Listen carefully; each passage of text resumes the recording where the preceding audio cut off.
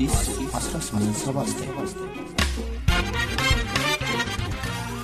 በጥቅምት ወር መገባደጃ የኢህአዴግ የደህንነት ሰዎች የቅንጅትን አመራሮች ከየመኖሪያችን ጎትተው ባዘጋጁልን አዲስ የመኖሪያ ቤት አስቀመጡን።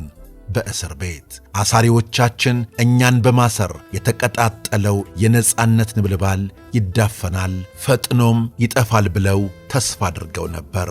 ከሳሌም የጠንቋዮች አደን ድራማ ጋር ብቻ በሚነጻጸር የፖለቲከኞች የሶፕ ኦፔራ የውሸት ክሶች ቁልል ከመሩብን። ማስረጃ ተብዬዎችን ፈበረኩብን፣ ምስክሮችን አሰለጠኑብን። በተለምዶ የሕግን የበላይነት ያስከብራል ተብሎ የሚታመነው ተቋምም ማናቸውንም አይነት ተቃውሞና ውልብታውን ለመደፍጠጥ ተሽቀዳደመ ስትል ብርቱካን ሚደቅሳ ጥር 17 ቀን 998 ዓ.ም ከቃሊቲ እስር ቤት 4 ገጽ ያለውን ጦማር ሕዝብ እንዲያነበው ላከች። ሕዝቡም አነበበው። እነሆ ከዓመታት በኋላ ደግሞ መመለስ የተሰኘውን ቦጌ ትውስታዎቿን ልታስነብበን ተዘጋጅታለች። በጉጉት የሚጠበቅ መጽሐፍ ነው። የብርቱካን ሚደቅሳ መጽሐፍ። ይህ የአዲስ 1879 ከመጽሐፍ ገጾች የተወሰኑትን የምናቀርብበት ነው። ቤተሰቦቻችን ብርቱካን ሚደቅሳ መመለስ የተሰኘው መጽሐፏን በቅርቡ ልታስነብበን ተዘጋጅታለች። ከመጽሐፉ ላይ እርሷም ቀንጭባ ካሰራጨችው ላይ የተወሰነውን እንዲሁም ከማስታወሻችን ጥር 17 ቀን 998 ዓ.ም ብርቱካን ሚደቅሳ ያኔ የቅንጅት ለአንድነትና ለዲሞክራሲ ፓርቲ ተቀዳሚ ምክትል ሊቀመንበር በነበረችበት ወቅት ከቃሊቲ እስር ቤት የላከችውን ጦማርም ቆንጠር አድርገን እናቃምሳችኋለን።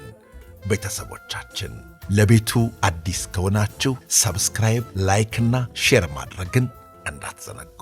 እነሆ ወደ ታሪካችን እናልፋለን። ብርቱካን ሚደቅሳ መመለስ በሚል ርዕስ ቦጌ ትውስታዎቿን በመጽሐፍ ይዛ ልትመጣ መሆኑን ገልጻለች። መጽሐፉን እንጠብቃለን። ከመጽሐፉ ላይም ይህንን እናካፍላለን። ከስድቡና አልባሌ ንግግር ውጪ የነበረው ዋና መልእክቱ ባጭሩ ከሙሰኛ ጋር ወይም ከነስዬ አብርሃ ጋር መሆኑ ነው። ስለተባበርሽ አውራ ጎዳና ላይ በመኪና ገጭተን ደምሽን ደመከልብ እናደርገዋለን የሚል ዛቻ ነው። ከዛ በቃ ስልኩ ተዘጋ። ይሄኔ ካስዬ ከጓዳ ወጣች። ምን ሆንሽ? ምንድነው? እያለች ከጎኔ ቁጭ አለች። ነገርኳት። በቃ እዚሁ ነው የምታድሪው፣ ልብስሽን አመጣለሁ ብላ ልብሴን ሄዳ መጣች። ወደ 15 ቀን አብሬያት እሷ አልጋ ላይ እየተኛው አለፈ። ማታ ሽቦ አልጋዋ ላይ ወተን ለመተኛት ስንዘገጃጅ በየመሃሉ ካስዬ ግን የሚገድሉኝ ከሆነ ይሄ ያስጥለኛል ብለሽ ነው ስላት፣ ቢሆንም ከገደሉሽም በእኔ ላይ አልፈው ይግደሉሽ ትለኛለች። አልፈራችም አልልም፣ ፈርታለች። እኔም ፈርቻለሁ። ሐሳቧ የእሷን ሚሚ ከክፉ መከላከል ነው። በተወሰነ መልኩም የምትችል መስሏታል። መመለስ የተሰኘው የብርቱካን ሚደቅሳ ቦጌ ትውስታዎች ውስጥ የተካተተ ታሪክ ነው። እነሆ እኛ ደግሞ ከማስታወሻችን ጥር 17 ቀን 998 ዓ.ም ብርቱካን ሚደቅሳ ከቃሊቲ እስር ቤት የተላከ ደብዳቤ ተብሎ ሲዘዋወር ከነበረውና እጃችን ላይ ካገኘነው ደብዳቤ የሚከተለውን እናካፍላለን። ኢህአዴግን እረፍት የነሳ መንፈስ አለ። የቅንጅት መንፈስ፣ የነጻነት ዳናና ፈለግ ፍለጋ የሚኳትኑ በነጻነት ጥም የተቃጠሉ ያገሬ ሰዎች በዋናና በገጠር ከተሞች ከዳር እስከ ዳር በነቂስ የመነሳታቸው ሪፖርት ያለሁበትን የእስር ቤት ግድግዳ ጥሶ ከጆሮ የደረሰ።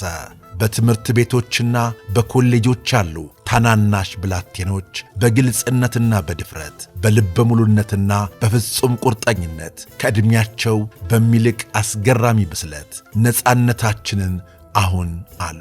ካህናቱን እግዚአብሔር እንደሚወደውና እንደ ቃሉ እንዲኖሩና እንዲያስተምሩ ወጣቶቹ ቀርበው ሲጠይቋቸው ቀሳውስቱ አንገታቸውን በኀፍረት ደፉ። የወጣቶቹ አሰቃዮች እነዚህን ጀግኖች ፊት ለፊት ተጋፍጠው የሚሟገቱበት በቂ ድፍረት ማሰባሰብ አቃታቸው። የወጣቶቹ አሰቃዮች መሟገት የሚችሉበት አቅምም የላቸውምና ቅንጅት ብለው ፈረጇቸው፣ አወገዟቸው። የቅንጅትን መንፈስ እንደ ጋኔል ከወጣቶቹ ልብና አእምሮ ለማውጣትና ለማባረር ዳከሩ። የብርቱካን ሚደቅሳ ከቃሊቲ እስር ቤት ከተላከው ጦቅማር አለፍ ብለን ደግሞ ስንመለከት እንዲህ ይላል።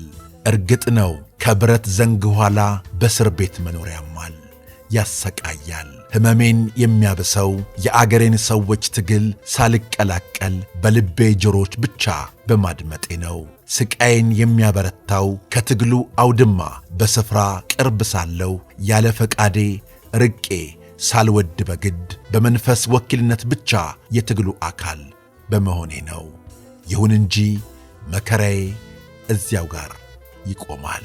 ብርቱዋ ብርቱካን ስትቀጥልም በጥቅምት ወር መገባደጃ የኢህአዴግ የደህንነት ሰዎች የቅንጅት አመራሮች ከየመኖሪያችን ጎትተው ባዘጋጁልን አዲስ የመኖሪያ ቤት አስቀመጡን። በእስር ቤት አሳሪዎቻችን እኛን በማሰር የተቀጣጠለው የነጻነት ነበልባል ይዳፈናል፣ ፈጥኖም ይጠፋል ብለው ተስፋ አድርገው ነበር። ከሳሌም የጠንቋዮች አደን ድራማ ጋር ብቻ በሚነጻጸር የፖለቲከኞች የሶፕ ኦፔራ የውሸት ክሶች ቁልል ከመሩብን። ማስረጃ ተብዬዎችን ፈበረኩብን፣ ምስክሮችን አሰለጠኑብን። በተለምዶ የሕግን የበላይነት ያስከብራል ብሎ የሚታመነው ተቋምም ማናቸውንም አይነት ተቃውሞና ውልብታውን ለመደፍጠጥ ተሽቀዳደመ ስትል በ1998 ዓመተ ምህረት ከቃሊቲ እስር ቤት የላከችው ጦማር ላይ ያገኘነውን አቀረብነው። በወቅቱ ብርቱካን ሚደቅሳ የቅንጅት ለአንድነትና ለዲሞክራሲ ፓርቲ ተቀዳሚ ምክትል ሊቀመንበር ነበረች። በብዙ ታሪኮች የተሞላውን የብርቱካን ሚደቅሳን መመለስ የሚለውን የዘመናችንን መጽሐፍ ሁላችንም የምንጠብቀው ነው። ለበርካታ ጥያቄዎች መልስ የምናገኝበት መጽሐፍ እንደሚሆን ተስፋ እናደርጋለን። ቤተሰቦቻችን አሁንም ምጥን ታሪኮቻችንን ማቅረባችንን እንቀጥላለን። እናመሰግናለን። አዲስ 1879